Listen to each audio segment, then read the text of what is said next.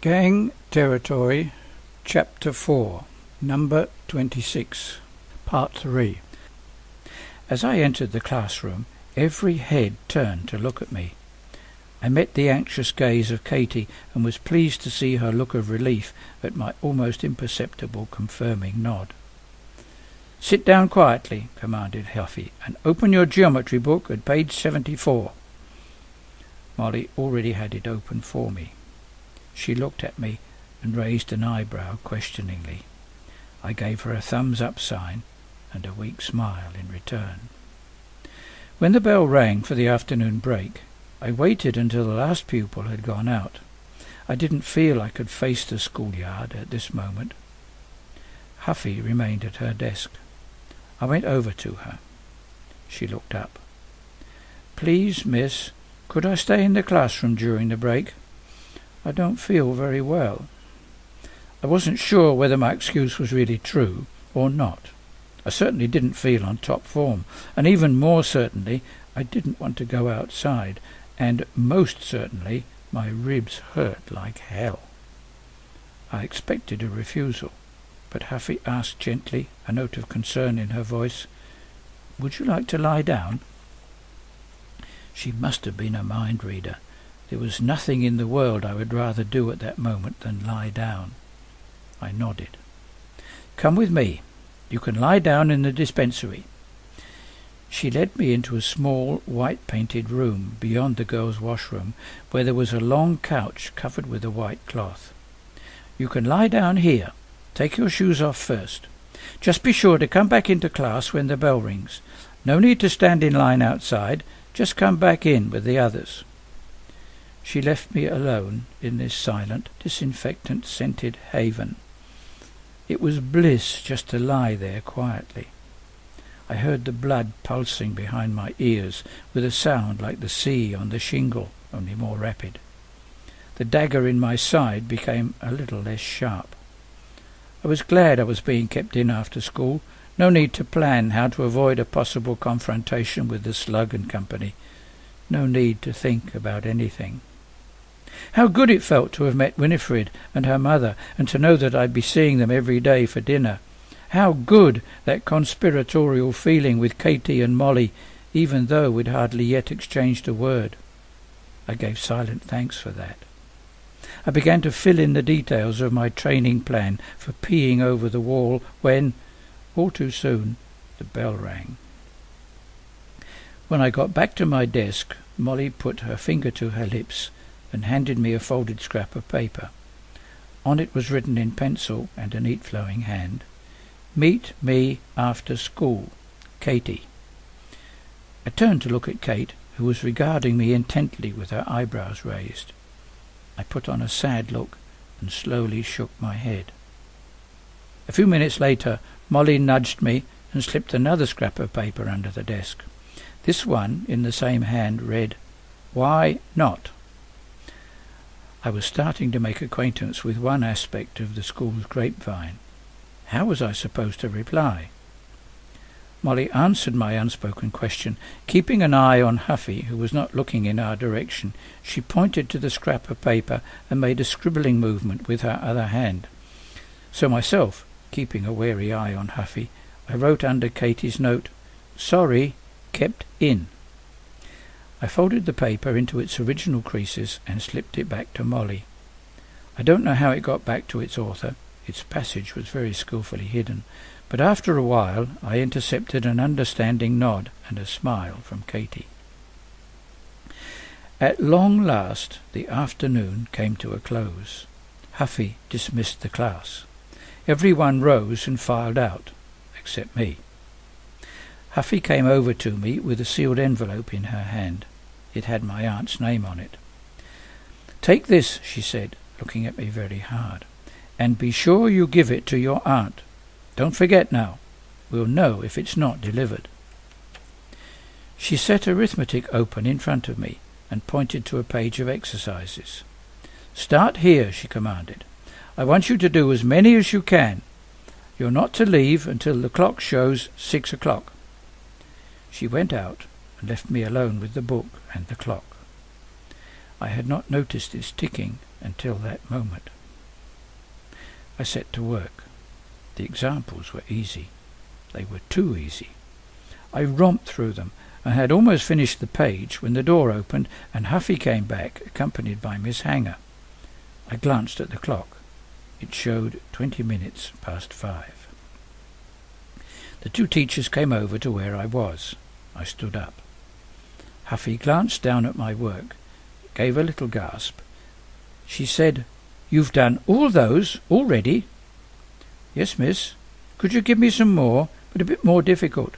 There's still 40 minutes to go." Miss Hanger turned to Huffy and said, "Would you please leave us alone a few minutes, Miss Ufford?" Huffy went out and closed the door. "What now?" I thought, my heart sinking. "Sit down, please," said Miss Hanger. I sat, and then she sat, rather awkwardly sideways, on the bench of the little desk opposite me, on the other side of the gangway. She leaned forward earnestly towards me.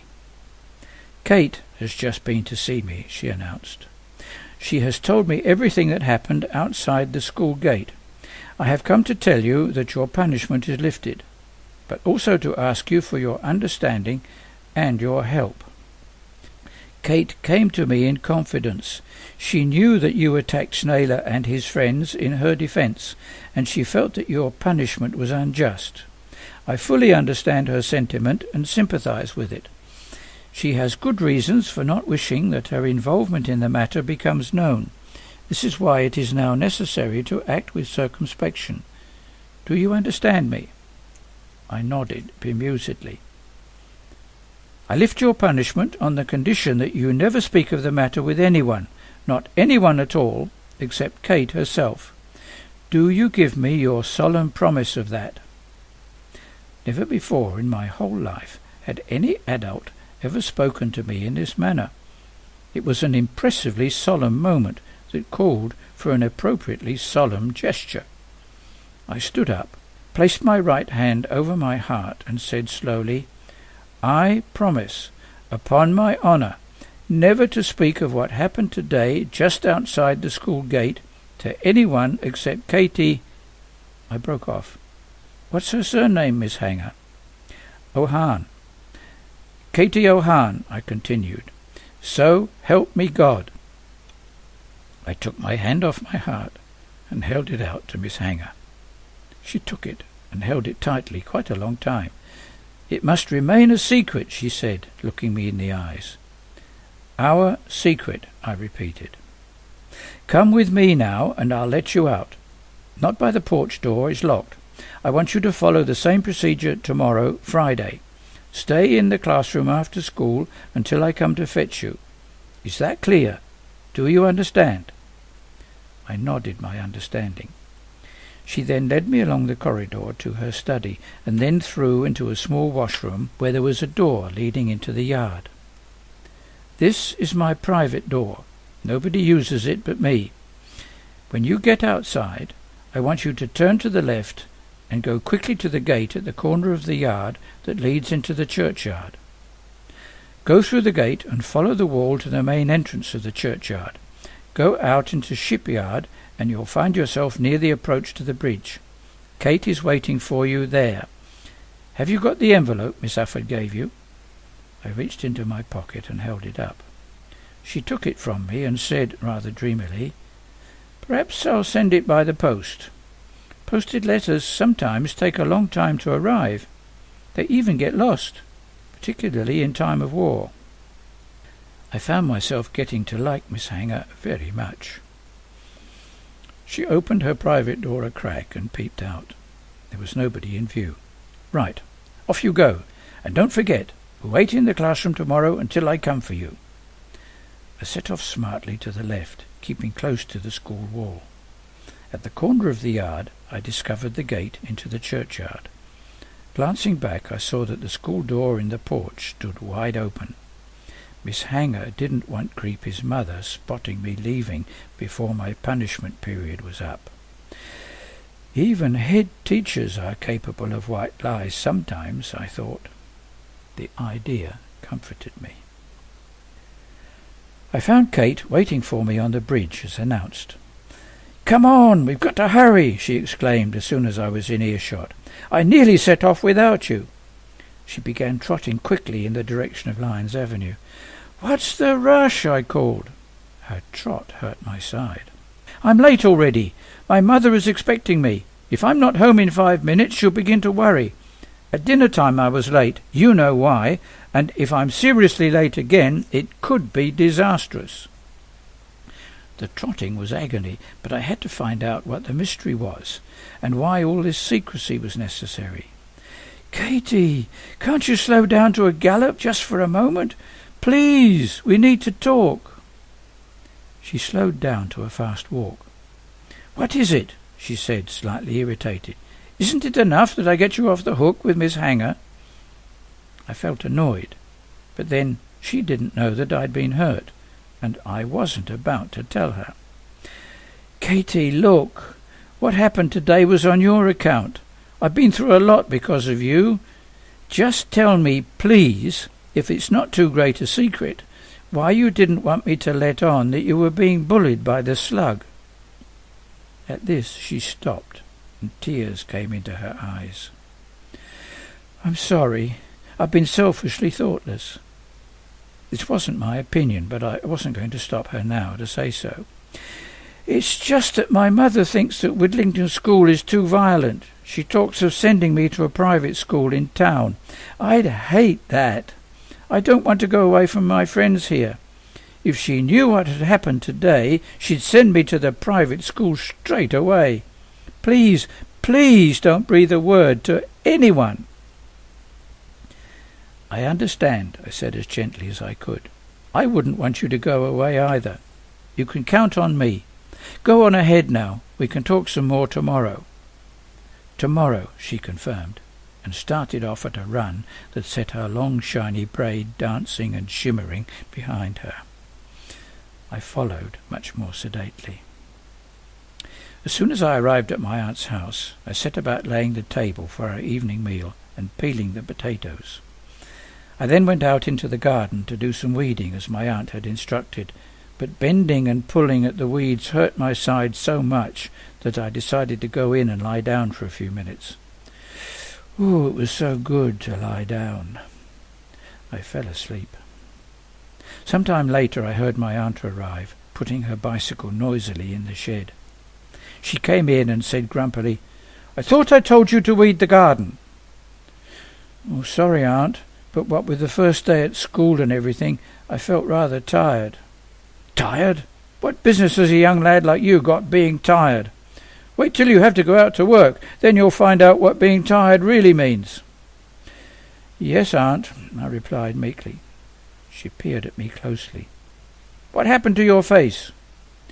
"Oh, it's nothing. I got hit by a branch from the hedge." "You should look where you're going, instead of daydreaming." "Yes, Aunt. I'll be more careful in future." "So, how was your first day at school?" "It was okay." "Did you get on well with the other children?" "Yes, Aunt, particularly with Mrs. King and Winifred." "They're good people, but don't you be getting too familiar with them. They're only village folk after all, and I don't want you to pick up their uneducated speech." "I hear you, Aunt." "Were you respectful towards your teachers? I expect to hear good reports of you at the end of term."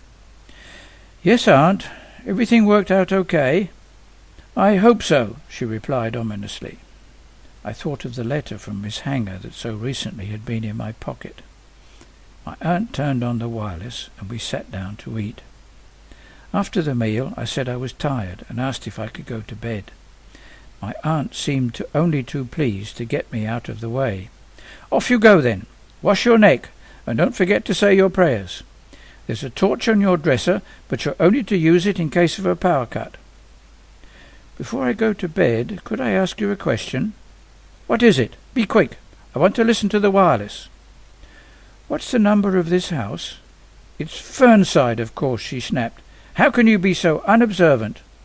"Yes, Aunt," I said, trying hard to keep calm. "I know that Fernside is the name of the house, but what is its number? Doesn't it also have a number, like hymns?" "Like hymns?" echoed my aunt. "What a question!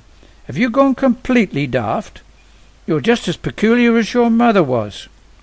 I bridled at this. I could scarcely remember my mother, but I was not prepared for anyone, not even an aunt, to insult her. "Please leave my mother out of this. Hymns have a name as well as a number. All Things Bright and Beautiful is hymn number 573.